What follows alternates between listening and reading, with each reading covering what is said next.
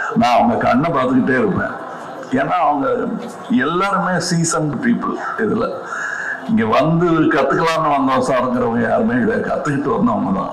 டெக்னீஷியன்ஸா இருக்கட்டும், நடிகர்களா இருக்கட்டும், அவங்க கூட வேலை செய்யும் போது அவங்க முகத்துல பார்க்குற சந்தோஷத்தை அது அப்படியே ஒரு பெரும் தொற்று, அது யூனிட்டுக்கே தொற்றிக்குச்சு.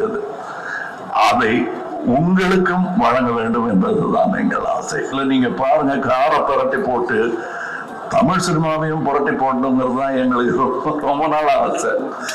அதை செய்ய முயற்சி பண்ணிட்டே இருக்கோம். எல்லா நேரமும் தூக்க முடியாது, யாராவது உதவிக்கு வேணும். புரட்டி போடுறதுன்னா பெரிய விஷயம். கொஞ்சமாவது அதை நகர்த்தலாம் நாங்கள் விரும்பும் திசை நோக்கி அப்படின்றதுல இதுல எங்களுக்கு கிடைச்ச படை வீரர்கள் நிறைந்த படை. நானும் சினிமா விமர்சகன் தான், நானும் சினிமா ரசிகன் தான்.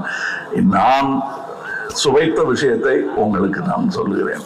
வியாபாரம் வெற்றி பெறணும், அதெல்லாம் ஓகே. என் சினிமாவும் வெல்ல வேண்டும் என்பதுதான் ஆரம்ப காலத்திலிருந்து நாங்கள் அதான் ஒரே மாதிரி எண்ணம் உடையவர்களுடன் பேசிக்கணும். நாங்கள் செட்டில் இருக்கும்போது மணி சார் ஆகட்டும், நடுவில் போய் பேச டைம் இருக்காது. அதுவும் டெக்னீஷியன்ஸுக்கு மேலேயும் கீழையும் பார்த்துக்கிட்டு ஒரு மாதிரி சித்தர் மாதிரி அலைஞ்சிடுவோம். அதுக்கு நடுவில் நாங்கள் பேசுறது கூட அரட்டையா இருக்காது. லஞ்சில் உட்காந்து பேசுறது கூட சினிமாவை பத்தியா இருக்கும், வேற ஒருத்தர் எடுத்த நல்ல சினிமாவை பத்தியா இருக்கும்.